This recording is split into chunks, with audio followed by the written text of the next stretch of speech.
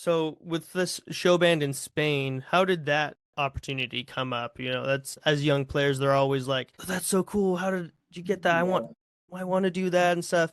And obviously there's, it's a lot of you're playing and, and who you know and stuff. But for you, how did this opportunity come up? That was definitely all of who you know. A high school friend of mine, Ashley Hawley's actually the road manager out with Glenn Miller right now. Oh, Best wow. man at my wedding, so I've known him a long time. Great trumpet player. So he had done the show the year before, and again, a lot of these shows are contracted from players in South Florida. South Florida had a really great music scene. So this dinner theater in Spain, had this drummer who was the contractor, and then Ashley's like, hey, do you want to do this gig in Spain? And so I just went, kind of played some for the contractor, and then got hired to go over there. So that was a great opportunity. So I was definitely really young and green and did not have a lot of experience. So that was nice of the guys to put up with me, in my formative years. So, Yeah. but it was a lot of fun. It was like 2,000 people a night, and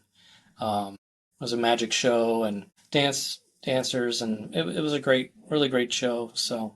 Wow. There was a tiger, so every time you have to go get on the stage, you have to walk like maybe 6 feet in front of this fully grown tiger.